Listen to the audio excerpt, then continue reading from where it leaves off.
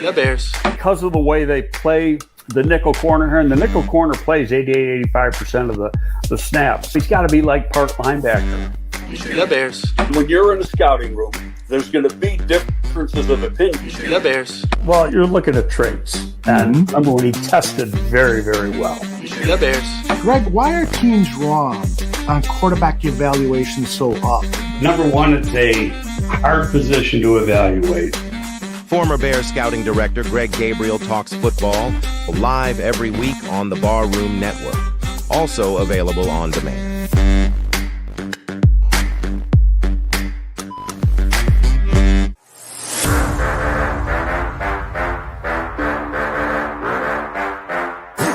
Look, I think it's a good time to be a Chicago Bears fan. There's a lot to be excited about.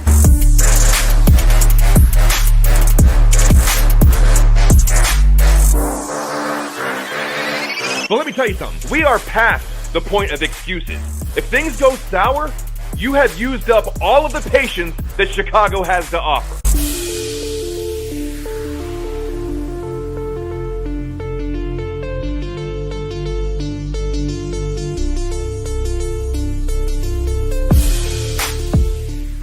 The following program is rated TV MALV. It contains strong language, violence, and nudity. It is intended only for mature audiences.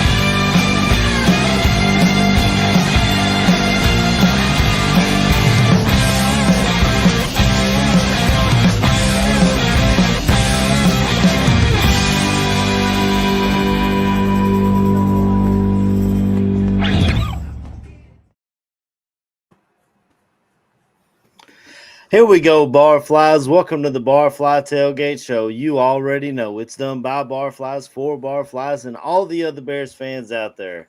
The Bears go to Washington, get a quick dub. We had a crazy weekend of college football. We're going to talk about all that this morning, and we're going to try and fit in a little bit of a preview for the Chicago Bears and the New Orleans Saints. But first and foremost, good morning to my fellas, my counterparts, my co-hosts. How's everybody's week, man? Tooch, how you doing, brother? Doing all right. Looking forward to a game. It's a short week for the Bears, coming off that emotional win, with all the backstory to the Bears versus Commanders. There's a little backstory to Bears Saints we'll get into. Some things. It's a team that we cannot take lightly because they've been in some games this year. They're a lot better than their record would show. They do have some talented players that we have to be aware of, especially on offense. Defense, is concern. Yeah, they've been feisty in a lot of their games. I've caught glimpses of. I mean, even the Bills, they gave them a fight for about a half. Stopchinski, Mr. Neil Stopchinski, how you doing, brother? How was your week?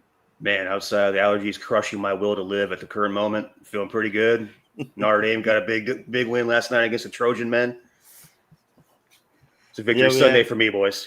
Had some crazy weather come in. I feel like we're all dealing with it in this area. It was just a huge system coming through. And definitely it's definitely allergy season. KB, how you doing, brother, man?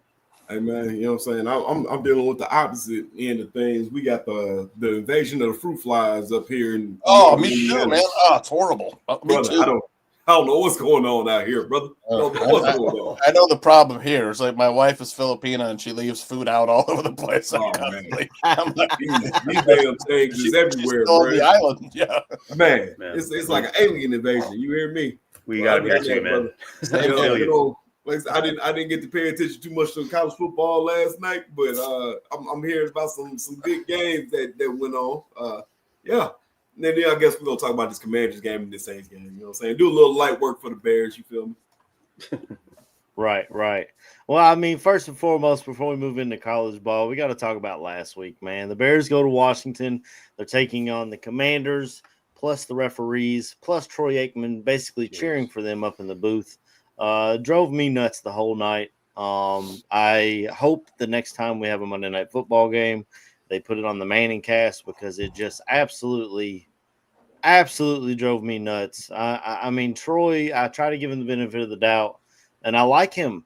I like him as a commentator, but it seemed like he had a vendetta against Caleb Williams, and it came out later that he missed a meeting with him, and Troy Aikman, I guess, historically is petty like that. But I mean, if the quarterback misses a meeting with you because he's grinding the tape, you know, that's understandable. If he misses a meeting with you because he's playing Call of Duty like other quarterbacks in this league that we know about I can understand that. But, you know, this guy's trying to get better. And he wasn't perfect. Caleb wasn't perfect. I don't expect them to treat him like he was perfect. He still missed some throws. But even when he made throws, it felt like Troy was like, well, that was a lucky throw. Like, what are you talking about? Are you watching the same game I am? I don't.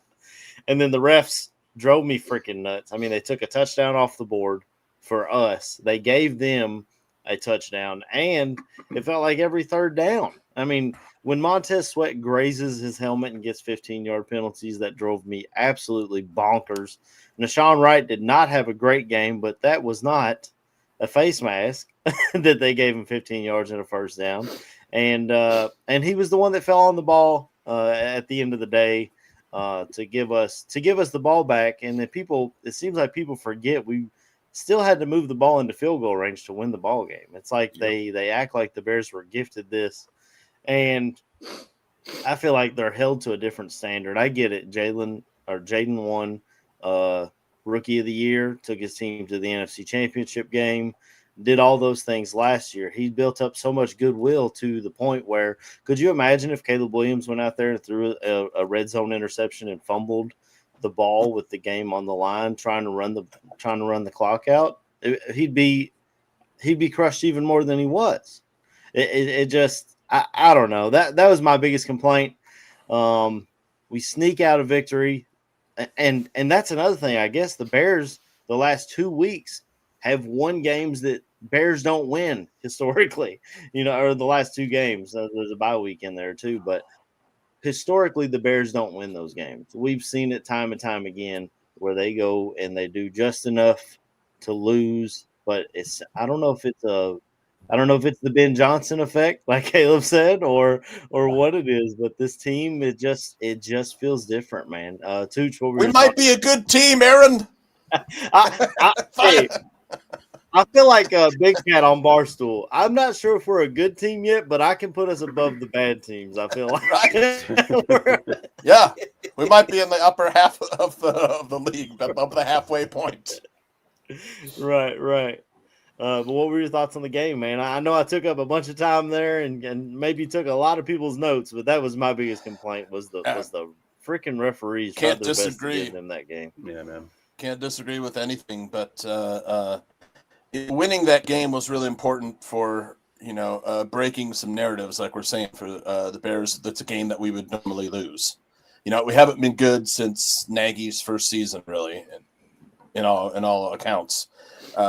We finally have coaches who aren't going to get out-coached every week, you know, that could put together a game plan or adjust at halftime. The defense, it's a work in progress, but man, when it's clutch time, they nut up. You know, it's yeah. They've gotten. We're leading the NFL in turnover rate, 1.6 per game, 3.3 over the last 2 games, which is, you know, arguably gotten us our victories. You know, gotten us our 3-game winning streak. Yeah, I like KB's KB's background, man. Look at that background on KB's got a fly background, man. Your boy trying to upgrade. Ooh, yeah, upgrade. But man, I just want to throw a couple things out, man, because you know what I'm saying, I ain't get to do my bitch in the morning right after the game, and you know I might have missed another pie. You know, there's some things going on, but it's a couple things, man. First of all, like I said, I wasn't looking at the game as no revenge game, man. To me, Commanders Bears ain't a thing. It came down to, it was quarterback 1 versus quarterback 2. Quarterback 2 gets the biggest, flukiest play in NFL history, and it's celebrated like he was the reason they won that game, and he wasn't. By all accounts, Jaden Daniels was outplayed that first game by Caleb Williams, but you get the big play at the end of the game, and then all is forgiven. I felt like this game ended the only way it could. Jaden Daniels messed up. Jaden Daniels gave the game away, and the Bears capitalized on it, and it ended in the way it did was kind of paramount to me, because it was like, all right, cool, yeah. To me, that's heartbreaking, and the way I feel, I hope the Commanders' season goes down the toilet after this, just like ours did. I want y'all to come back to that game, and I want y'all to scrutinize this quarterback like Caleb was scrutinized for the rest of the season after that. Man still threw for 3,500 yards. Man still threw 20 touchdowns to 6 interceptions, and yet we look at that like it's a bad season. I don't know where that comes from. We don't, but the rest of the country does, right? This guy's a bust. How's he a bust? He threw for 3,500 yards and 20 touchdowns. Yeah. I'm baffled. Yes, there are some things that I think also need to be looked at. One, this offense isn't where this offense is going to be next year, even later on down the road in this season. So this game could have been way out of hand. If they'd have scored them touchdowns instead of getting these field goals, this game's a blowout, and it's not even close. Nobody's looking at that. All they're looking at is, Jaden Daniels threw 3 touchdowns. He also threw a pick in the red zone. He also fumbled the game away. But we had a touchdown taken back off a bullshit call. Yep. We had penalties that we all kind of just was looking at our heads and scratching our heads on. The Bears were the better team. When Zacchaeus dropped a ball that was right on his shoulder, that he might still be running. That man wide open. If anybody has seen the long walk, Zacchaeus would be still walking right now. You hear me? Yeah. Like the man catches that and he's gone. He's gone. That's a touchdown. Yeah. What you gotta love about Ben Johnson is scheming those kind of plays. Yes. You know, we got a lot to look forward to this season. The thing that killed me after the game was hearing that we got lucky. Yeah. I'm sorry, that DeAndre Swift play wasn't lucky. Like no, he made that happen. He broke that tackle. It's not our fault that your DB decided to slow up after his guy missed the tackle. And then that put him out of position. Because we can call the touchdown where McCaffrey was wide open lucky. You got that was that the rub route when they said it's a natural pick, but on us they threw the flag. That was that out where that was when Tony Robinson was. Yeah, the one we're talking about is when the Brisker and Nashawn Wright had the miscommunication. I don't know what the hell coverage they were running right there, but it looked like a miscommunication. Nashawn crashed, Brisker crashed. One of them boys was supposed to drop it in a cover situation. Yeah. And it's like, bro, I was like, you don't hear nobody talking about the Commanders being lucky about that. You know what I'm saying? Yep, broken coverage. You had a broken coverage. It was an easy touchdown, of course. Yeah. And if he didn't make that, we would be talking about that man today. But I mean, man, to me, you get a narrative, you run with it. Like I said, to me, Commanders Bears isn't a thing. Like I said, it's quarterback 1 versus quarterback 2. Y'all won. They won last year on the flukiest of flukiest plays, and this year your quarterback gave the game up, and somehow we're the lucky ones in this game. I don't get it. I I agree with you that they're obviously not being criticized to the level that our team is being criticized. And we may see that a little bit more because we're biased Bears fans, obviously.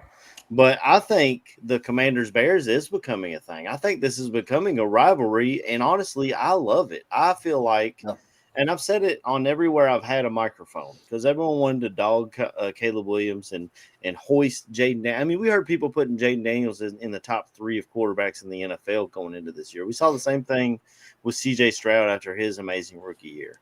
I think that entire rookie class, minus maybe JJ McCarthy, is going to be really good. I think it's going to go down as the Elway class, in my lifetime, the Ben Roethlisberger, Eli Manning, Phillip Rivers type class, where you have a bunch of hits at quarterback. Because think about it, fellas, we got Caleb, who looks damn good. Jaden looks damn good. Won Rookie of the Year, took his team to the NFC Championship. Drake May, all of a sudden, they're chanting MVP in New England for that man, because he's just doing amazing things. Bo Nix had a hell of a year last year. He's falling off some this year, but I think he can get it back. He's in the right coaching spot. And Michael Penix, all of a sudden, nobody's questioning that draft pick anymore. I feel like the whole draft class is going to go down historically as one of the best, in my opinion. And we still haven't gotten enough empirical data on JJ yet to really say whether he's going to be good or not. He hasn't played too much. He's been, bitten by that injury bug a little bit. So he might get his ass Wally Pitt by Carson Wentz. Who knows? But we certainly haven't seen enough, and we don't have enough material on him yet to say whether or not he's going to be in that same mix of dudes, or if he's going to be the one that drops off. But so he's still out there. He's still TBD. Right. The injuries, it's hard to tell. Yeah, he's skinny. I mean, the injury robbed him of his whole rookie season last year. Maybe he couldn't get into that NFL weight program like he would like to have built up, his lower body at least, and upper body as well. But like Neil said, it's incomplete data set. Yeah. And what were your thoughts on the game last week, Neil? Man, I'm not sure if Troy Aikman has gotten a certain appendage out of his mouth yet, but the ways, and the thing about it is if you're listening to any of our local sports talk guys on ESPN 1000 or 670 to Score or whatever the case may be, they're sort of like disparaging the fans a little bit. Like we're looking too much into it. We're getting too emotional about it. It's not the fact that. Like Troy Aikman could call all the balls and strikes he wants. I don't have a problem with that. If Caleb was having a lousy game or made some lousy plays, whichever one of those situations was taking place at the moment, you're more than welcome to go ahead and call those spades. But by the same token, when you have the same situation taking place with Daniels, it's very similar plays, very very similar outcomes, all those different types of things. He was a little bit more, glowing of Daniels in that same situation than he would have been on Caleb Williams. So I think that's where we're pissed off about the entire thing. Right. But I mean, outside of that, the referees, holy cow. I mean, I think I counted 6 or 7 times when in critical situations, whether they be move the chain situations or scoring situations, those flags came out. That alignment penalty, absolute garbage. Oh my God, the 2 roughing the passer calls, soft as baby shit. Yep.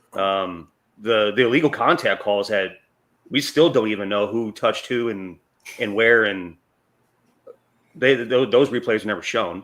Yeah, you have no idea what the hell happened there. Nashawn Wright's phantom face mask call on the opposite side of the field from where the play was even taking place. I mean, it was just uncalled for. It was maddening. It was nuts. It sent all of us. We all had to be talked off the ledge, I would assume, that night. With that stuff specifically. Oh yeah. But if we're talking about specifically what the Bears did and did not do on the field, I think when I was talking about this game last week in a preview, sort of vein, the trenches was the thing that I talked about the most, and the trenches was exactly where we kicked ass. It was awesome. The offensive line, specifically the left side with Tooney and with Benedette, opening up some big ass gaping holes. Darnell Wright on the right side, getting out in space, blocking downfield, opening up, lanes for DeAndre Swift, who ran the absolute shit out of that ball. It was the most aggressive I've seen him run with the football, arguably ever. And he looked Racked up like over Georgia 170 yards of Swift. total offense. Yeah. Racked up over 170 yards of total offense on Monday night. I don't know if y'all watch the some of these guys do reactions to these videos or not. A lot of the guys that I watched reactions on were Commanders fans, and a lot of them were like, anytime DeAndre Swift plays us, no matter what team he's on, he kills us every time. I was like, bro, I didn't know that. I didn't feel like that last year. I didn't feel like he did shit last year when they played the Commanders. But apparently that's the thing. Apparently it is. Hey, if that's the case, rock and roll, baby. Rock and roll. You know, speaking of rocking and rolling, that defensive line created some pressures and got after Jay Daniels a little bit. They disrupted the backfield in a big way. Yeah. Forced some mistakes, caused some disruptions, Yep. created pressures. All the things that we said we wanted to see out of that defensive front all year finally showed up on Monday. And I mean, when you look at Darnell Wright, arguably having the best game of his career as a Bear, the defensive line showing up out of nowhere with presence in the backfield. That's what a bye week does when you have a coaching staff that's worth their stones. Yep. They figured out ways to get them boys to play the right way. DeAndre Swift running the hell out of the ball, running hard and aggressive. They figure out ways to get the boys that were not playing up to their potential to play the right way. And let's hope it continues this week. Yeah. I was going to say, man, one thing I had noticed, it was something I had brought up because I was just looking at the kid's frame. Shamar Turner got some looks at defensive end. Yeah. He didn't look bad at all. He did not look bad at all. He played. He was stout against the run. He was able to get a little pressure, you know. Like I said, not from my understanding, he played inside out at Texas. So, like I said, man, I know we're looking for some of this edge pressure, man. It might not just be a guy. It might be a combination of a Shamar Turner or Austin Booker, Sweat, and whoever else. Domrod. Like what? What? Yeah, that man had like a half a sack because they gave Gravon the full sack for it, I guess, or half or whatever it is. But Domrod's playing well. You know what I'm saying? Like, what are we Another doing? dude that had the game of his career. Yeah. So, I mean, man, coaching takes a while, man. It takes a while. Not everything is overnight like people think, man. This ain't Madden. You're not just gonna jump on the game and immediately be the 99 overall anything. You gotta build up the things. And like you said, coming out the bye, man, a coach worth his salt. That's what it looks like. Mm-hmm. Yeah, that was definitely where I was about to go, Neil, talking about the trenches, because shout out to Theo Benedict, man. He's a guy who undrafted free agent out of Canada. They stick him in place. They saw it in practice. They kind of were hoping, I think they were hoping by criticizing Braxton Jones on camera that he would take that motivation because they see it in him on certain plays. He's just inconsistent. Well, Theo Benedict can come out there and he held his own in both the passing and the running game. I mean, I don't know who he was exactly going against with the Commanders' defensive ends, but that's an NFL defensive end, and you're an undrafted free agent out of Canada who we lost for the whole year last year. He came out and did his thing, and again, Darnell Wright, he blocked a man into another man on a couple of those runs. He was out there moving bodies, and that's what we needed to see from this team. And I was over the moon with the way our offensive line responded coming out of the bye. And again, you guys touched on it perfectly. The defensive line, Shamar Turner playing some defensive end, great against the run. I'm ready for Booker to come back. I know he's inactive today. I wish he was coming back, but that's officially inactive. Yes, that is the thing here because they're going to have there's be a decision on him coming up because if he's not ready to come off of IR now, he's going to be shut down for the whole year. That's the thing. Why is he not ready? Brad Biggs had an article in the Tribune about this, but he led the Bears in sacks in the preseason. You know, we're looking for him for pass rush. What's wrong with that knee? You know, is it bad enough where he's going to be shut down for the whole year? So you're going to see Shamar Turner again at end. Now, Travis Homer took Tano Passagnon's roster spot when he was called up today to bolster that special teams. But Tano had been getting some pressure, but I guess, you know, Shamar Turner, they like better there. The guy they did bring up along with Jake Moody is Jonathan Ford, because the Saints, they do run the ball quite a bit. The Saints have not led in a game in 360 minutes of football. They've only led 35 minutes, so about 1/10 the time, but they've run the ball like almost the most in the NFL. So they do like to run the ball, man. You got Alvin Kamara, man. You got to roll with the horses you got, you know. And Kendre Miller. Miller's good too. Yeah, former Bear. They're dependent on the run to set up Spencer Rattler to throw the football. Spencer Rattler can't just sit back there and throw darts. Right. The Bears will not see Velus Jones. He's on the practice squad of the Saints, so we don't have to worry about him, guys. He's down there giving the Saints insider secrets. Right. He's letting them know what our game plan is. Relentless Mikey said something over there in the chat that I was about to bring up. You know, Jonathan Ford was a guy that just went into that one tackle situation like a bull in a china shop and knocked his own man out of the game. Yeah. Like, hey, guy, let's use our eyes and have a sense of awareness. Let's not destroy our men with friendly fire. All right. Yeah. I appreciate the effort though. Those guys were swarming to the ball all night on Monday. The defense was swarming to the football. Yeah. You know, and that was one thing that you always want to see that as a defensive coach. You want to see, 11 men drawn to the football like heat-seeking missiles at all times. Yeah. I feel like we saw it all night except for that 3rd and 13 where they were able to pick up 15 yards, and I was like, "Oh my god!" Yeah, right. It felt like Eberflus. I was losing my mind on that play. But one more before we move on. Jake Moody called up from the practice squad, goes 4 for 5 in the rain. The only one he missed, it looked like he may have messed up on his plant leg. I mean, I think it would have hit somebody in the back of the head if they hadn't jumped up and blocked decapitated somebody. Who knows? But nails, but man, nails. He showed up and did his job. I've been telling everybody. I know Cairo's the most accurate kicker in Bears history, but if it's past 52 yards, he sometimes doesn't even want to attempt it. And Jake Moody, Caleb Williams said he was practicing from 65 pregame. Now this is with no one in front of him, and he's just kicking around. But I don't know. Which his leg strength was never the question there with that kid, right? I was gonna say Moody came from Michigan now.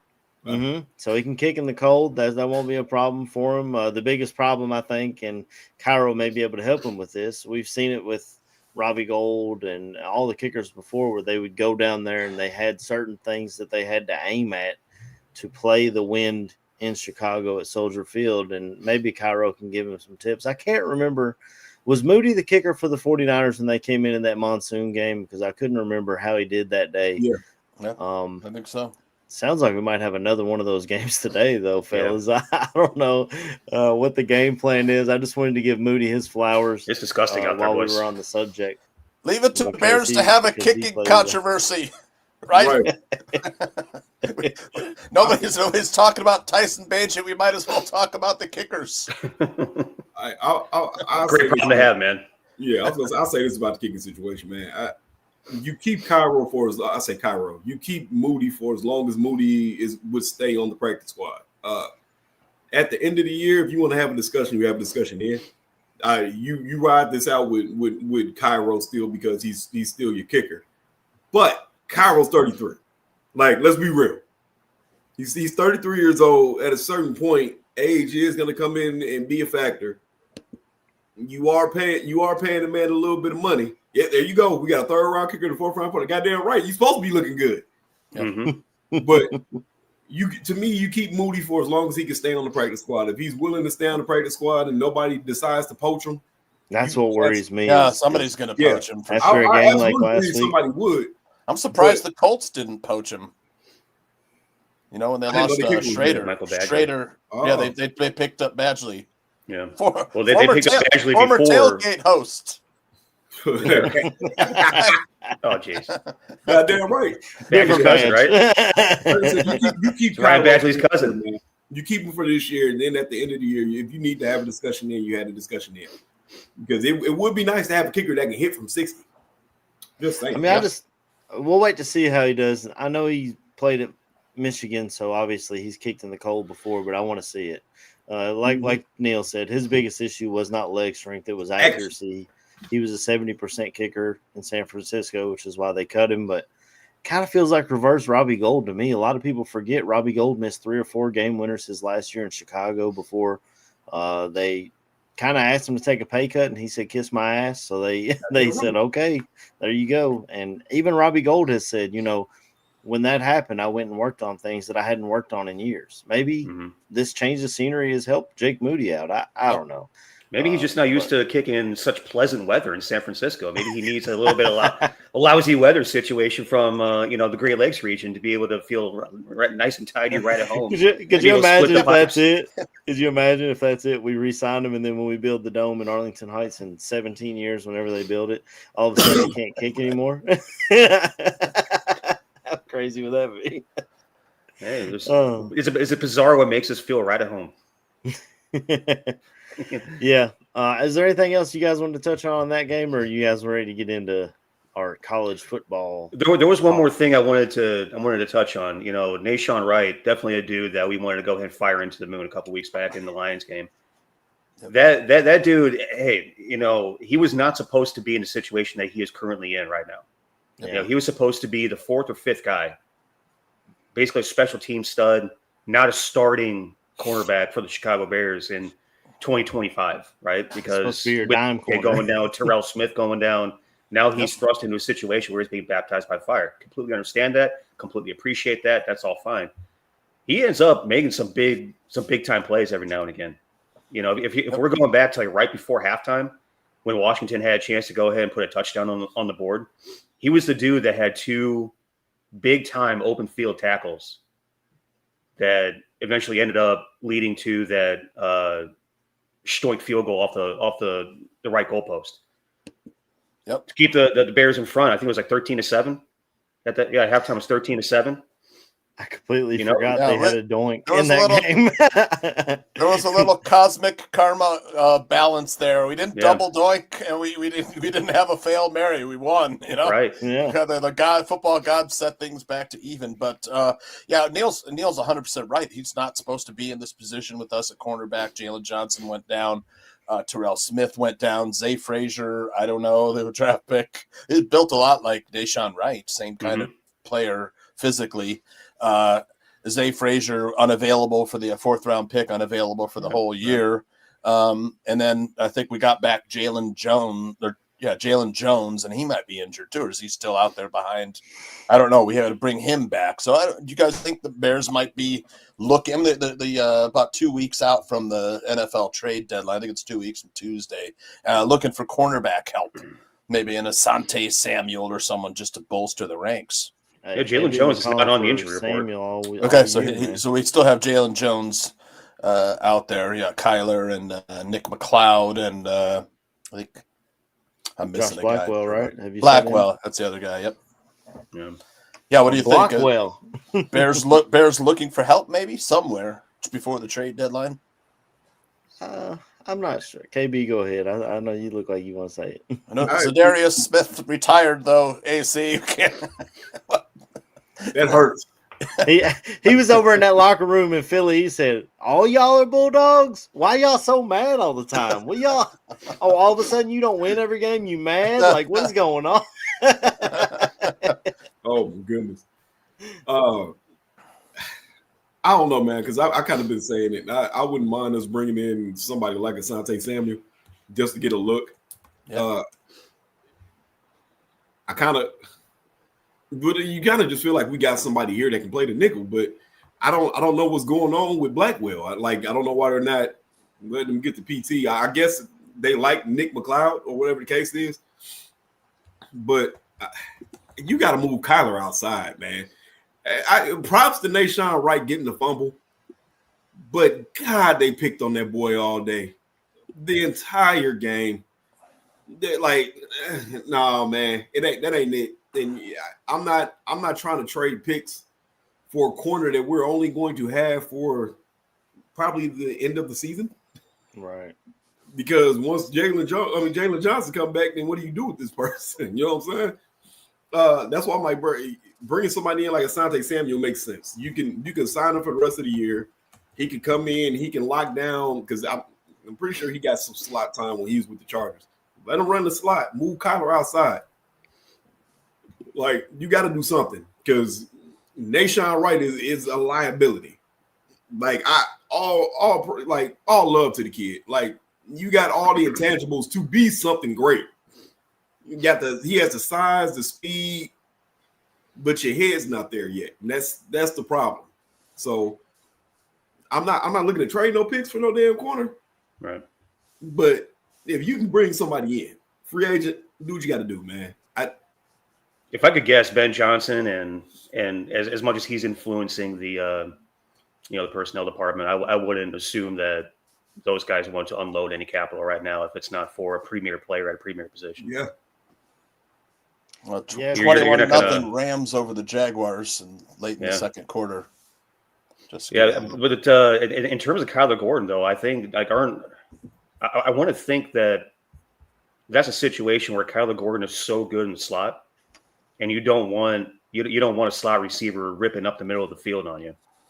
If he's able to lock down, which I mean for a lot of teams, your slot receiver is your premier, receiver. What for whoever that may be around the league, you probably pick a couple teams off your head, but if he's able to lock down, the interior receiver there, then you definitely want that guy there. If he's better covering the slot than he is the outside receiver, you want him in the slot. It's more of a question of how do you get the best collection of talent on the field, best collection of talent and skill on the field at the same time, the best 11 at the same time.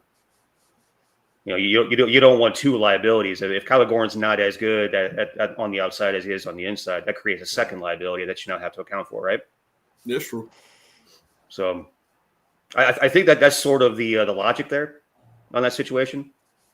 And we just got to assume that Nashawn Wright is going to be out there trying to perform his best. He's going to make a big play. He might give up a big play. I mean, it's sort of a high risk, high reward type of deal right now with Nashawn Wright, which again, without those big time open field tackles,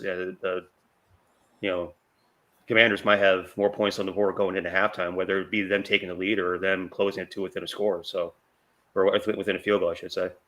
So. Well, Kyler Gordon's going to have his hands full with Rashid Shaheed. That dude can fly, man. Mm-hmm. He's very fast. Got to keep up with that dude. Yeah. And then Chris Olave is a hell of a route runner. Yep. Olave had some bizarre drops last week, didn't he? I think so. He is heavily targeted by Spencer Rattler. It's gonna be interesting. Spencer Rattler can move around a little bit, and that's something that you listen to DA he brought up. He can move around in the pocket, and I'm pretty sure he is. Yeah. The thing that I think needs to be taken into consideration is the same thing that we have taken into consideration about Caleb on our side of the ball. Today, it's not going to be ideal to really just throw the ball all over the place. So it's really going to come down to who runs the ball better between the two teams. I mean, that's just what the honest to God truth is. I don't think Rattler has ever really played in adverse conditions. You're down in New Orleans in a dome. You play in Atlanta twice a year. I mean, you play in Atlanta once a year, so you get a dome there. You play in Tampa Bay. Tampa Bay is always nice until it rains, and there's no telling how often that is. And then who's the other team? Carolina. Panthers. And it's the same deal. You played in South Carolina, so you know how that weather is. Yeah. He doesn't get adverse conditions like coming up here today and playing. Yep. We see how that works for quarterbacks. We've seen how that affected Jared Goff early in his career when he would come to Chicago and play when he was with the Rams. Looked horrible. That weather plays a key factor, man. So absolutely. I'm not expecting to see wide receivers go nuts today. I don't expect to see a bunch of Rashid Shaheed running downfield wide open, or I just don't think that's going to happen today. The Saints, they're a 1-5 team, but like what Mikey down here is saying, they're definitely not a pushover. They're a scrappy, type of outfit that's going to come up here, and they're going to push. They're going to push you no matter how good or bad you are to your limit. Yep, so that's why. I mean, you can't just overlook these guys. I mean, we watched that Pats game last week. They played their ass off. But I think the point about it is that once you get to the point to where you're far enough ahead and or it's late in the game and they're down, and you're forcing Spencer Rattler to go ahead and be Peyton Manning, he can't do that. He needs the run game to set up the pass game, very similar to the way that Ben Johnson runs his offense, where the run game sets up the play action. He needs a run game to set up the pass game to be able to give him an opportunity to push that ball down the field. And he will absolutely go ahead and take some shots now. Spencer Rattler is definitely a risk taker, and you love that because that sets up opportunities for our defense to go ahead and do what they do best, take the ball away. Stopping the run is going to be huge. And I think another thing that you saw coming out of that bye week is last week the Bears had the best run defensive efficiency rating in the league, whereas the Commanders had the worst run efficiency rating in the league. So the defense showed up. The defensive line stopped the run. Offensive line created holes. DeAndre Swift ran the hell out of the ball. That was some amazing stuff to see last week. A complete juxtaposition from the previous 4 weeks of the year. Yeah, that is huge. If that whole thing could be replicated again this week in shitty conditions. Yeah, and that was another one of their narratives when the Commanders walked out onto the field. That was the first thing they showed was that they were number one in rushing for the season, and our defense was 32nd. So for them to bow up and play well like they did, yeah, like you said, Neil, it's got to be something that we use going forward.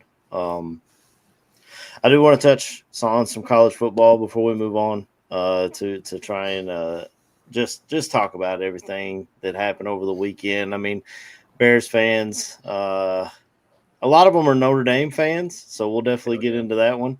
But before we get into Saturday, I got to get into Friday. And, God dang. The Louisville Cardinals beat the Miami freaking Hurricanes. Hell yeah. Straight up. What topsy-turvy world are we living in? I feel like college football, there's one. Ohio State, I feel like, is above everyone. And then maybe, for some reason, Indiana. I don't know. Very well coached, Indiana. But I was shocked by that game Friday night to watch. And it's not even necessarily anything Louisville was doing as a team. It was Carson Beck giving them every opportunity to win the football game. He threw 4 interceptions in that game. They were running the ball well, but he just continued to give them the ball back. And when you give that to Braum, he's going to take advantage of it.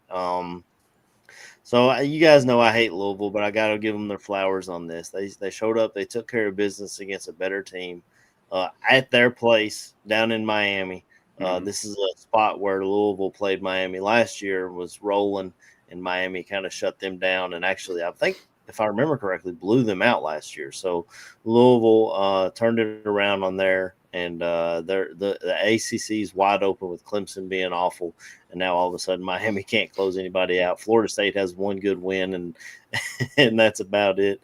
So the ACC is wide open. Virginia lost 2 yesterday, I think, right? Yeah. Did Virginia lose? So yeah. Before we move on into Saturday, I just Wazoo was giving them the business. They ended up squeaking it out at the very tail end. They squeaked it out. Okay, I remember that. Washington State was up in that one. Wazoo has been giving people the business past couple weeks. Ole Miss last week, Virginia this week. Man, what's going on in the plains over there in Eastern Washington, huh? Yeah, they went into the fourth quarter down 20-10. That was the last time I checked in on it, but. Well, that's the whole SEC though, is the way Wazoo had Ole Miss on the ropes, and Ole Miss had Georgia on the ropes yesterday before Georgia comes back and gets the W. I did see Lane Kiffin tell the referee, he called a timeout and he said, I was clapping. So Lane Kiffin, if there's somebody who will give you hell, it's definitely Lane Kiffin. So that was good. 6 undefeated teams went down yesterday. That's the first time in week 8 that 6 undefeated college football teams went down since I think 1995. So a day of upsets, man. Yeah, the Notre Dame figured out you just hand the ball off to Jeremiah Love and let him run. Right, get the ball in that dude's hands. He is an explosive, dynamic playmaker. Man, Irish. If you weren't in love with him, how about it? If you weren't in love with him prior to it, you have to be in love with him now. Did you guys know this? Every year that ends in 5, going back to 1965, for the Heisman Trophy, a running back has won the award. No shit. There might be one in Notre Dame that kind of put his potentially name be the on case. it because there's not a quarterback really removing themselves or putting themselves above and beyond it. Julian Sayin had a big day yesterday. Almost 400 yards and 4 touchdowns. Of course, they played Wisconsin, but Wisconsin's kind of rebuilding right now. Wisconsin is absolute dog shit, aren't they? Oh, my Lord, Wisconsin is terrible. Yeah. I could easily see Wisconsin coming open here very, very soon. Yeah. I'm just waiting for that axe to fall any minute now. Yep. It's awful. That's the thing that gets me as a Kentucky fan. I know we need to get rid of Mark Stoops. That's the problem. I know a lot of y'all don't follow him. Kentucky played Texas. We didn't kick a field goal to start the game. We ended up going to overtime. Actually, there was 14 seconds left. We were in field goal range. They didn't even take a shot at the end zone. They just said, hell with it. We're going to kick a field goal here with 14 seconds left and go into overtime. So they go into overtime. They get the ball down to the 1 yard line and they run it straight up the middle 4 times and can't punch it in. And then Texas goes down and kicks a game-winning field goal. So much of a Bears fan, they became a spell it right. I mean, they never get the I before the E, Neil. They never do. There's I before E, except after C, guys. Come on, this is first grade nursery rhymes. Yeah, Georgia Tech 7-0, 4-0 in the ACC. They've got to be in first place now, no? After Miami's loss. I forgot about them. Yeah, I would assume so. Yeah, they're rolling, huh? You see the standings. But I was going to talk about the coaching openings. I mean, we talk about Penn State firing their guy. Wisconsin looks like they're going to be getting rid of theirs. We tried to give the game to Penn State yesterday with the Hawkeyes. Still, Penn State wouldn't take the victory. The Hawkeyes end up beating what's Pochisi isn't in the chat room. Sorry, I don't have any. Kurt, you have a gift wrap all nice? Yeah. Kurt Signetti rolled that into a nice big extension there in Indiana. Yeah. He's getting $11.5 million a year well now. Deserved. So he said, "Y'all can keep calling me, but I'm the top 3 paid right. coach in the NCAA now." Wrap him up. But for what he's doing at IU, he should be. Yep. Absolutely, Neil. Not only are they winning games, but they are looking physical.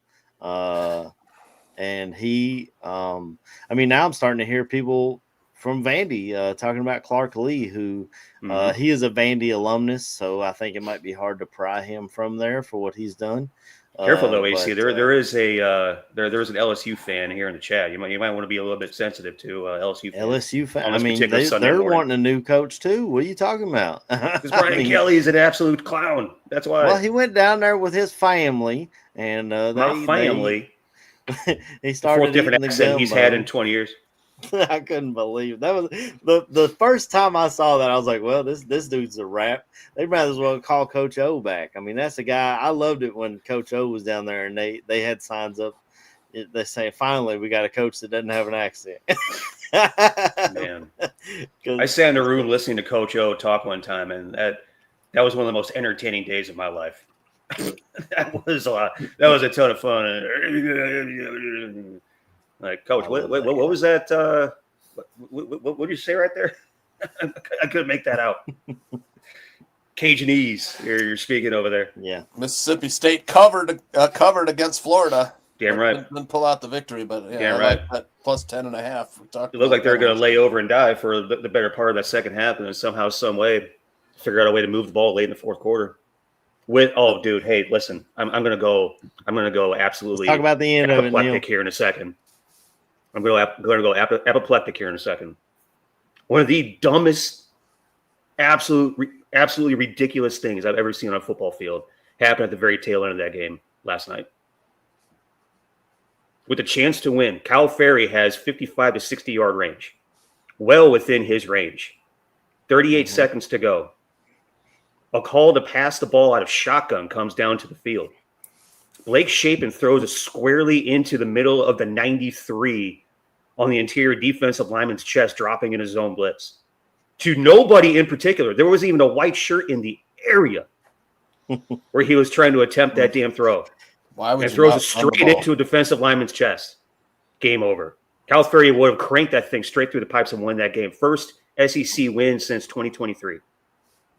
Yeah. And also it would have been like first SEC win on the road, and I can't remember how long. But no, Mississippi State just went ahead, and Mississippi State the hell out of that game. They're 4-3 0-3 in the SEC. Florida fans wanted you to win that as well. I'm sure they did. That's probably why they went ahead and laid down the fourth quarter. I know there was a field goal early that Mississippi State hit, and it looked like it just went into the upright, and the refs said it went straight over the upright, right? Yeah. It went straight over. And those damn officials, they looked at each other like, and then what are we like, hey, guys, especially the one that was right underneath the upright. He looks up and then down and then over to his mate over there. I'm like, hey, guy, that's your call to make. Right. Is it good or not? Yeah. Calipari thought it was good. Calipari was raising a ration hell. Absolutely. Yep. And then, like you said, to pass the ball in that situation, to be in shotgun at all. I mean, you get under center, you hand it off to you give that ball to Davon Booth. Sneak it. Yeah. You hand that ball off to Davon Booth to let him get however many yards he needs to get right there, center that ball squarely in the middle of the field, let the clock run all the way down to 3, call timeout. Get Calipari's, big ass leg out there and crank one through the pipes and win that damn game. That's how you do that. But no, he had to get cute. Yeah, he had to get cute about it. Yeah, effing believable. I was definitely pulling for you guys as well, for Mississippi State. How many Big Ten wins would you guys say Penn State has this season? 1. 0. I was trying to think of who they have not won in Big Ten. Yeah, no. I was trying to be. Generous. Hawkeyes 245 yards rushing against Penn State yesterday, buddy. Yep.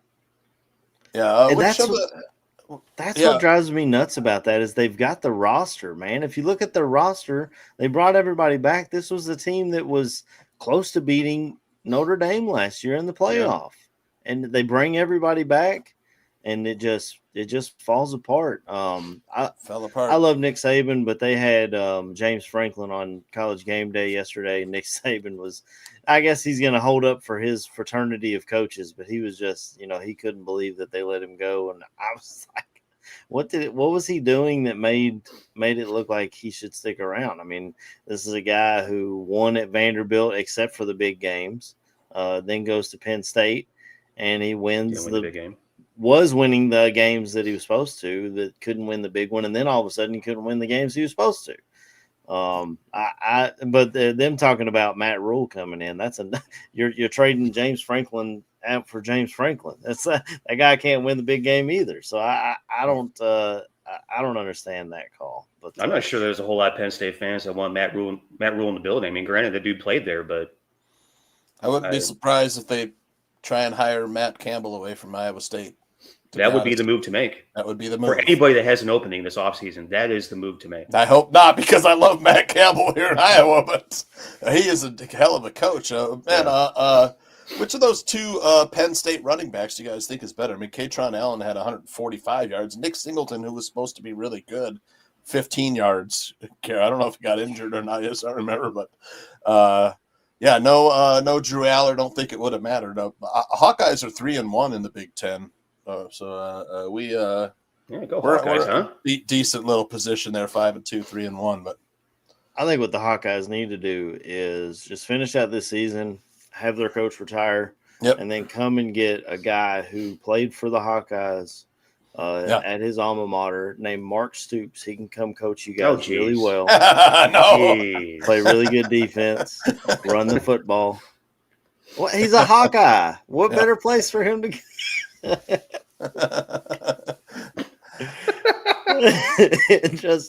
I'm doing it on every tweet or Facebook or anything. They're like I saw it with LSU. They were like, Brian Kelly, we got to get rid of him. And I was like, y'all need to come get Mark Stoops. Nobody does more with less than Mark Stoops. Yeah, next season there's going to be a lot of nice running backs coming out, man. I would hope the Bears would be looking at this running back crop next year. There's just some I know hella players, man. Singleton was the name. KB, Yeah. you talked about him coming into the season that you liked him a lot down there at Penn State. But I'll be honest, I haven't watched a ton of Penn State other than hate watching and hoping for the upsets because I didn't like James Franklin at Vandy, and I still didn't like him when he went to Penn State. So I get it. But AC Adam in the chat saying Singleton is the man. So he might be somebody that because of they problems might slide in the draft, bro. Yeah, you see it all the time. I was gonna say Ollie Gordon, perfect example. I mean, he ain't really being used right in Miami, but I wouldn't mind seeing Singleton. He's like an all around back, and I feel like that's something we need. So that's just me. Like I said, I do like Love. I just don't think we're gonna get Love. I think Love's a top 10 pick, man. Yeah, there's some mock drafters that are now saying he's a top 5 guy potentially. Wow, that's a wild thing. I don't think we're gonna get him. Yeah, the other running back's pretty good too, man. On Notre Dame, Jadarian Price. No, I keep saying guys. I think I've said it every week we got show. Both those guys. Let's just get both of those guys on the roster. I don't give a shit what the hell we have to do to get them. No. Get them both. Yeah, I think Bears fans go nuclear. Let's just throw this scenario out there. Let's say that for whatever reason, you know what I'm saying, he slides to us in the first round.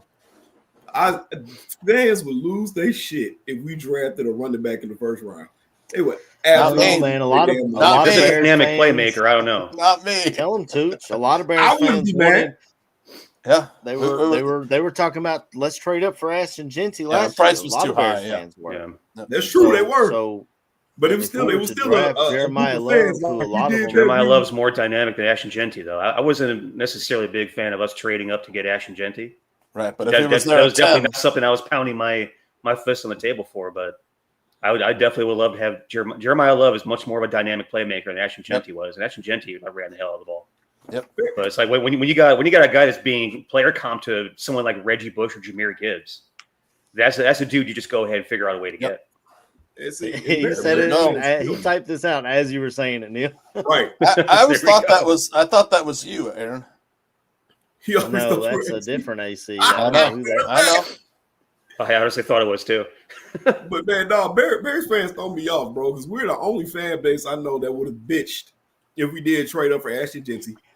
And then bitch if we would have tried to trade up for TreVeyon Henderson, but then get mad that TreVeyon Henderson gets drafted like the pick before us. I don't get it.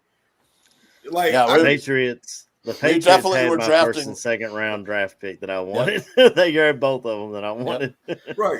We were. I swear we were going to draft TreVeyon second round, and then after that, boom! It was like the whole draft changed. Mm-hmm. You know. I still would have took Scatterboo, but yeah, we had chances to get guys. Preaching to the choir here. Yeah, but you know who shut down Scatterboo to get into this year's game? I love that picture. Dude. Is that picture hilarious? That's an awesome picture. He's got to be careful doing that at MetLife. He'll blow his knee out. Right. In that MetLife in the most racially conscious way I can put this, Scatterboo looked like that white boy that be at the black picnics with the giant chain. He the one that randomly came home with your niece. You like, man, who the hell you bring with you? Yeah. But he a cool ass white boy. Yeah, they got a nice little nucleus over there with if it plays out. Jackson Dart and Scatterboo and Malik Neighbors and Wandale Roberts. A nice little nucleus there. But yeah. It's going to be a great 5 years, though, Buka. It's going to be a great 5 years. Jeremy Shockey's himself out of the league. Right. I mean, Mike Allstott ran like that forever, though. So yeah, he did. In a different league. Local kid. Yeah, he was bigger. Joliet Catholic. But, yeah. I mean, we'll see. But, I mean, that kind of leads us into, I guess, we can get on into this preview in today. Scatterboo and Jackson Dart were shut down by this New Orleans team. That's New Orleans. Is it their only win of the season? Was against the New York Giants. Yep. Only win of the season. 1-5. So, like everybody's saying, man, you can't sleep on this team. Yeah, we got our. Jackson Dart? He didn't play in that game though, did he? I gotta go back and look. He did. It was his. Okay, he did play in that one. It was his second start, I think. Okay. So Yeah, it was. I don't even know what happened. I didn't even watch that game. I just know that the Saints won. Booker full for everything but Yeah, question. he did play in that one. Yep. That's wild, ain't it, KB? I don't get it. What's going on? Like I said, they have 1 week to make a decision. Otherwise, he's going to miss the season. They'll bring him back up. They're probably just waiting to try and find that roster spot for him. Yeah, full participation too. You know, it's like now he's questionable still. So I mean, yeah, maybe his knee swelled up or something. You know, I have no idea. Maybe I don't know. Swift is questionable, man. We're gonna maybe see a lot of Cal Monangai today. Oh Lord, there's a lot of groin injuries here. Yeah, I'm sorry. I see more than one groin injury is a lot. Yeah, somebody I've had a partial tear. Groin injury is probably the worst injury I've ever dealt with.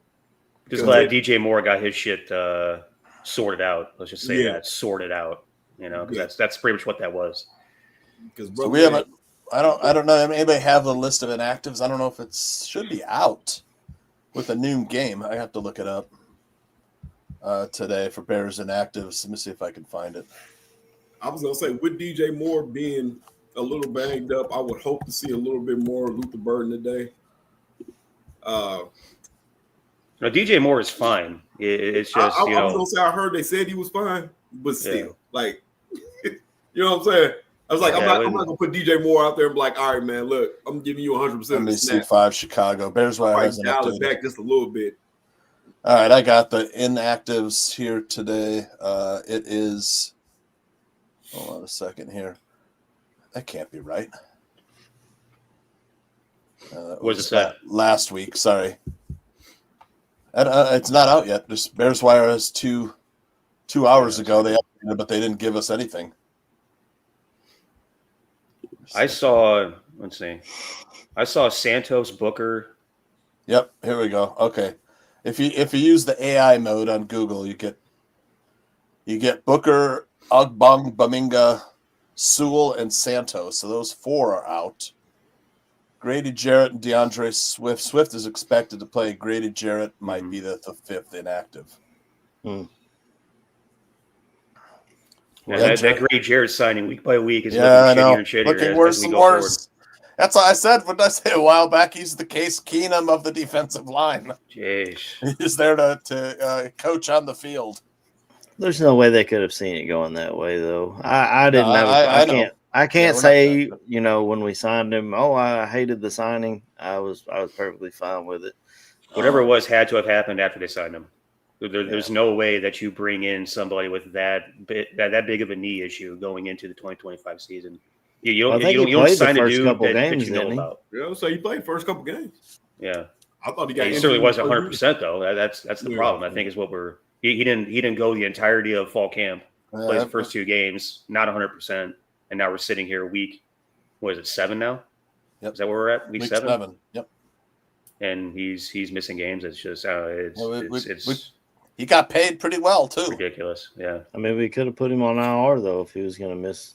That's what blows me away. Yep. Could have been on IR. And we're not the only ones doing it. I mean, San Francisco's been playing this game with Brock Purdy for the last month. Yeah. Where they could have put him on IR and they keep him as day to day, and then all of a sudden he can't go. Mac Jones's knee. He's wearing that big brace on his knee. They hold Mac Jones together with duct tape and gum. The goddamn Purdy. Oh my God! Did you see the reporter asked Mac Jones if he wanted to race earlier this week? He said, "What happened?" He said, "You look like you're not moving around too well." And Mac goes, "Thanks for noticing." His smart ass work. And he goes, "You want to race?" I think what he said. Who is the 3rd string back up there in 49ers if the Jones and Purdy both go down? I don't even know. Probably some Iowa quarterback from 4 years ago too. Right. So. Very good chance it's Tyrod Taylor.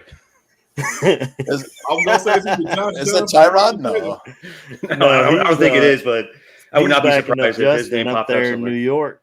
I think Adrian Martinez. Oh, former Nebraska.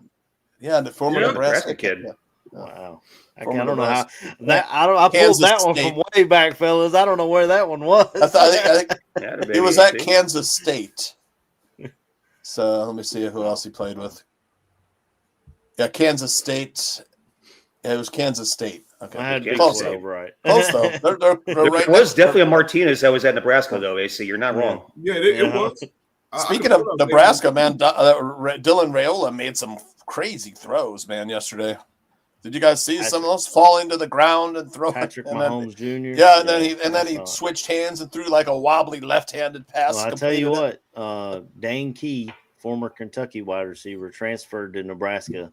The last 2 weeks, they have not thrown to him, and they've lost both games. So I don't want to say there's correlation is not always causation, but it seems like an issue to me. I don't know. I was gonna say, it's Adrian Martinez that went to Nebraska. Oh, Yeah, there you go. So intel on Grady played all 17 games last year. Yeah, it was 2023. Thanks, Jan Hammer. He started in 3 so far. That just looks long since he played. Well, I mean, when he was in there, man, they were running all over us too, man. Yeah. It's just, like I said, he looks so small out there. You know, he's not a big guy to begin with. You know, to me, he's kind of a guy you bring in on third down. I mean, he's standing next to Big 97. It makes you look even smaller, right, KB? Yeah, when you're standing next to 6'7", 310, that's a whole different thing. I was gonna say, man, so watching them videos where I'm talking about some of these reaction folks, they're like, man, we can't do this, we can't do that. Who the fuck is 97? He don't even look like he physically fit. First of all, brother, my cousin is physically fit. That's a strong dude. Don't get rolled now. Don't get rolled. Powerlifting champion, Texas State. Yeah, damn right. I said 310. That's more like 350. I don't know. Yeah. In my head, I was thinking Gervon Dexter.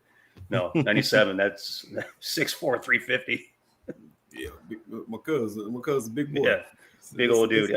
He's been big for life. Yeah, he's been big as hell for life. KB talks about a pancake breakfast thing from back in the day. made a whole bunch of pancakes. Turn around and make cold. Golly, brother, what happened? Oh, I was hungry. Look at that. I was hungry. Oh man. Well, I mean, what's the injury report look like for the Saints though? I haven't even looked at it. So because we've talked about Spencer Rattler, they try to make it a story for Spencer Rattler and Caleb Williams. They both played together at Oklahoma, and Rattler came out. Actually, the game against Texas, the fan base was chanting Caleb Williams, and they put Caleb in, and he brings Oklahoma back to beat Texas that day, and the rest is history. So they asked. I almost said that was definitely a whoa game too. Right. They asked Rattler about that, and he was like, we're cordial. I'll say what's up to him when we get to the game, but he's like, that led me to go to South Carolina, and the rest is history. Blah blah blah. But I think it really humbled Spencer Rattler because if you've seen the Netflix show Quarterback, he was on there where he's a high schooler, and cameras was following him around. So Spencer Rattler was supposed to be a big name. He was supposed to be the next big thing. Yeah. But Caleb kind of came out and took his shine, and he goes off to South Carolina. Olave is out for this game? Really? Oh, wow. That's what it says. New Orleans Saints inactive. Out with the hip injury. Yeah, we're catching a break. Wow. I didn't even know he was injured. Yeah. That'll be good news for your that'd be something to come up in the next show for your fantasy show if he's out. Right now because I had him on mine. I gotta that's what I was Rashid Shaheed, Brandon Cooks, a lot of those guys. And then they have, after that, they got Mason Tipton and Devon Vele. Who? Yeah. I've got Olave in the league, and it's not showing anything next to him. So I'm not sure where your information's coming from. This is Google AI. Week 7 of 2025. Here are the announced inactives. It says Chris Olave cleared to play in week 7. Okay. According to the sleeper app. I'm just freaking all right up on here. You are looking at Ian Rappaport and not Rian Yapaport, right? No, it's AI and Rappaport.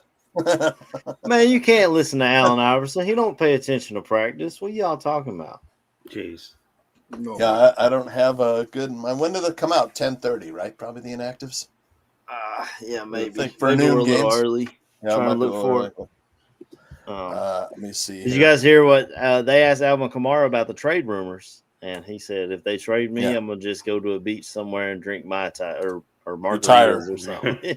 So he don't want to play for nobody else. Didn't they just pay him too? He didn't got a contract. Yeah, they extended him last year because the Saints are always in cap hell. I mean, it's exactly what Ryan Pace did to us when he came here. Yeah, they've always got to extend guys and try and add years to the end that they can borrow from later and move money around to try and get under the cap. Is Cam Jordan still out there? Did he? Yep. Is he? He's still there. He's on. Yep, Cam Jordan. Let's see.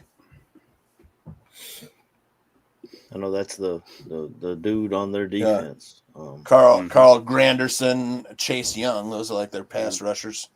They got four or five dudes that can go ahead and cause some problems, in that rotation. Yep.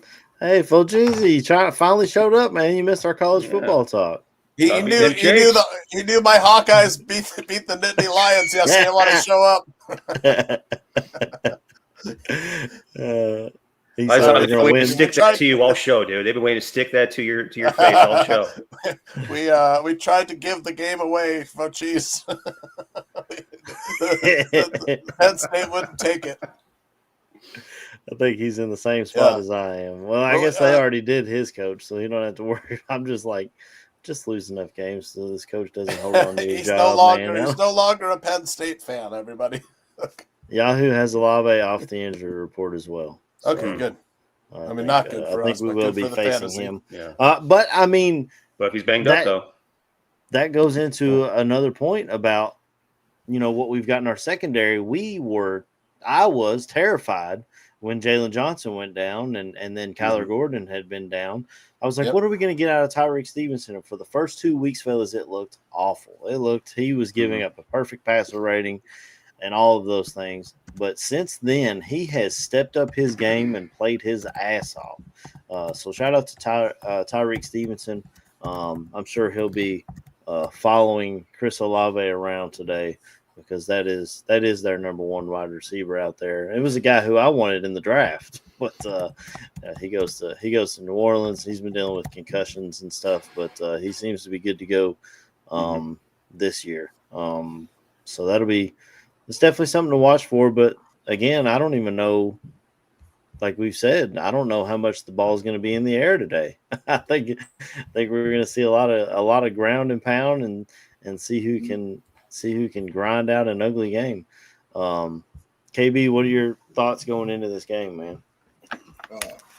First of all, like I said, man, and you just said it, bro. I feel like today is going to be a lot of on the ground action. You're going to have to see a heavy dose of all three backs. Yes, Coach Swift is playing. They haven't ruled him out. Yep. I would love to see them do what they did with the Reds. I keep wanting to say the Redskins, Commanders. Run Swift off tackle. That is where Swift is best. If you can give that man a lane, he looks fantastic. You're going to have to get Monungai and Roshan Johnson involved in this game plan. If you want to run the ball up the middle, that's the two you need to do it with. I think we're past the point of trying to run Swift up the middle. I get it every once in a while just to keep a defense guessing, but not as the primary back, man. We can't keep doing that. It's like his vision ain't there for it. So I would love to see him running off tackle today. Like I said, you're gonna have to see a healthy dose of all three of these backs. And then we're going to have to stop the run. I don't believe Kamara's had some runs with Caleb, too. They've been liking that. Yeah, they have. I got that in my notes. Yep, they have. You're going to have to shut down. To me, like I said, the first thing on this defense is going to be stopping the run today. I don't believe Alvin Kamara's had a game where he's rushed for a whole lot, but you know how he is out of the backfield, and I believe they'll utilize some screens and swing passes. So those are the things you got to look out for. Like I said, I don't think this is going to be a big passing game. You might hit a couple big plays, But this is going to be a whole lot to get the ball into playmakers' hands, let those playmakers do what they need to do with the ball. Containing your game plan kind of to me has to be similar to what you did with the Commanders. You got to keep Red Manders. the Red Commanders, yeah. You got to keep them in the pocket. Because like I said, the kid will take off. Like I said, he does have legs, he can move. Keep him in the pocket. I don't believe he's as nimble as a Jaden Daniels. So I do expect some of this pass rush to get to him today. I don't know how good the Saints offensive line is. I don't know how they hold up against the pass rush. That's not something I've been privy to. Kelvin Banks, their first-round draft pick, left tackle. Yeah. Trevor Penning, left guard. And I was going to say, I know they got McCoy at center, who seems to be a decent center. So you're going to have to get to him with the pass rush. Look out for these screens and these short passes, these dump offs. Because like I said, today ain't the day for that. Those are my keys to this game. That's what you got to, in my head, what has to be done to win this. To stop the run the ball, and look out for the short passes. I just noticed what time it was, KB. So if you want to give us a score prediction, game prediction, and MVP, we have to go around the room and close this thing out before Tooch and Goon come in and tell you who to start and sit. Yeah. With that being said, man, like I said, I don't expect this to be no fantastical scoring game. I don't know what the over is. I do think the Bears will probably walk away with 27 points. I feel like we can do that. I feel like most of that will be ground led. I'll give the Saints 17. So 27-17. This is not a cakewalk by any means. Another 25-24 game. Get out of here. Stop it. This is go for the 3-peat. This is not a cakewalk in any manner or sense of the word. The Saints are a very scrappy team. And there is no team that this Bears team should ever try to overlook. This is not a what do they call it? A trap game. We're not that team for games to be trap games yet. Right. Like I said before, man, with the Commanders, it's another day at the office, boys. Get in there, do what you got to do to win the game. I don't care if you win 25-24 or goddamn 45-2. I don't care. A win is win is win is win. So wins are wins and wins are good. Shout out to everybody in the chat. Y'all brought it. Y'all always do, man. It's always good banter going back and forth and a whole lot of nonsense that gets said. Appreciate all that. Shout out to my uncle-in-law who was in the chat. Vinay, y'all give me a call. Y'all know what to do. Shout out to y'all boys getting on. Our boy Chris couldn't make it today. C-Dub, he'll be back next week. You know how it is. We can do this now. We got 4 people. You know what I'm saying? So we can take and shuffle. You get the all-star cast from 5 every once in a while. But yeah, like I said, shout out to you boys, man. Let's go out there and get this dub, man. It's that simple, man. Yeah. Go ahead, Neil. Yeah, man. I mean, a lot of my keys I talked about earlier on in the show, and KB touched on a bunch of other things. But I mean, it comes down to the trenches, man. Replication of last week is what we need to see. We need to see them boys gelling. We need to see them boys, humans moving humans. That's what we need to see, and open up them holes for DeAndre Swift to go ahead and run the shit out of the ball again. Hopefully, he's not as banged up as we once thought he could potentially have been. And that running game goes ahead and sets up, Caleb to do something with it through the air. The biggest thing about that Saints defense is that defensive line. They got, like I said, about 4 or 5 guys that have the capability to cause some problems down there. Second and third levels, very porous. And so the Saints are also one of those outfits, too, that start slow, juxtaposed to the Bears' capability that, as they've shown this year, starting fast in 3 out of the 5 games this year, scoring on the first drive, whether it be a field goal or touchdown. But what they do is they give up touchdowns in the first quarter. They end up having either the worst or one of the worst first quarter point differentials in the entire league so far this year. I think it's something like 8.5. So if the Bears go ahead and just start fast, put the Saints behind the 8 ball early on this game, force Spencer Rattler to go ahead and sit back there and throw darts, take their running game out of it, that's going to be huge because, as we know, as I've said earlier on the show, Spencer Rattler is not Peyton Manning. And he's not just the guy that's going to sit back there and shotgun and toss the ball over the field. If that ends up being the case, our secondary is going to have a field day, with the turnover ratio. So that's going to be something to look forward to. Defensively, that line, as long as we can create some pressure like we did last week and make Rattler feel very uncomfortable back there, kind of like how the Patriots did last week, we'll be in great shape. I think overall, if we do get this fast start, this game could turn into a runaway. I could easily see a 33-17, 33-13, type of situation taking place if we take their offensive flow out of the game early. Like I said, they need to run the ball in order for Spencer Rattler to complete passes. Not too concerned about their weapons on the outside. Alvin Kamara is kind of like a Swiss Army knife weapon. They're going to try and get him the ball as much as they possibly can, given the conditions, which, as we look at the weather forecast right now, that's looking at the radar. It's raining. The worst of it has certainly passed over us and is over Lake Michigan, currently about to hit my mom and dad in South Bend. The rain is going to kind of taper off as we get towards kickoff, and then it's just going to be windy as shit coming off the lake. Keep it. We don't want it. Send it to Detroit. We don't want it over here. It is going to be cold. It is in the 40s right now. It's going to be cold and windy and wet and sloppy and lousy, and those Southern Dome teams don't like any bit of that. So that plays really well for us. Right. Feeling really good about this game. I feel really good about the Bears being able to score some points and just really kind of put this one out of reach early. Like I said, about 33-17, 33-14, 33-13 type of situation is kind of what I feel it could potentially be. Appreciate you guys having me on once again. This is a hell of a lot of fun, guys. Shout out to the chat. You guys are absolutely hilarious. I love going back and forth with y'all. Follow us all on the social media, hit the bells and the subscriptions, and share the thing out to 5 people. Get other people on the show, man. It's the best pregame show in Chicago. Everybody needs to know about it.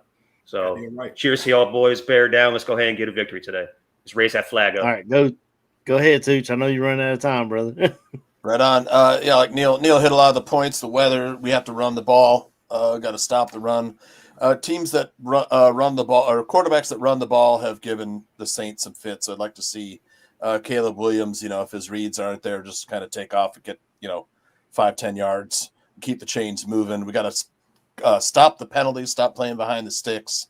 The false starts, that's been sort of a bane this season. And then when we're running the ball, I'd like to see more of those, like last week we ran off tackles' hips and got Theo Bennett out in space where he could use some of his athleticism, on the next level to break some runs. So that's got to be a part of it. Went to a little more zone run game. We'll see what they do this week in the run game. Maybe they switch it up with the weather. I don't know. And then I'm looking at a score. I think it'll be closer than we think with the line moving. It already went down to Bears -4, Saints +4. So I think they might be expecting a little bit of a close game. I'll go 24-21 Bears with the total at 44.5 right now. So I'll take a 24-21 Bears win. Let's get out with the victory today. Bear down. Yeah, I feel the same way, Tooch. The weather's going to be a huge factor in both the passing game and the kicking game. I got the Bears taking the win. I think it's going to be like 24-20, 24-21, something around in that same area, Tooch. So I'm right there on your wavelength. I think my MVP, I think they're going to run the ball really well, but my MVP is going to be Jake Moody. I think he shows up with his leg and hits more kicks than people think. And we have a legitimate kicking controversy on our hands, much to the chagrin of our head coach, who said it's Cairo's job when he's healthy. Yeah, shout out to you boys for coming on with me. Chris was a little under the weather this morning. Hope you get to feeling better, brother. Over across the pond. And shout out to the chat. Obviously, like you guys said, they bring it every week, man. Even when they're late, Matthew Fulcheesy. I was shocked that you weren't in here when I came in this morning. But like, comment, subscribe to the Barroom Network, and hit the notification bell to tell you when we go live. The Tooch has got to go live right after this, so just stay tuned right here. It'll tell you how to set your lineup, who to start, who to sit, who's in, who's out, etc. But until then, we'll just leave everybody with a bear down.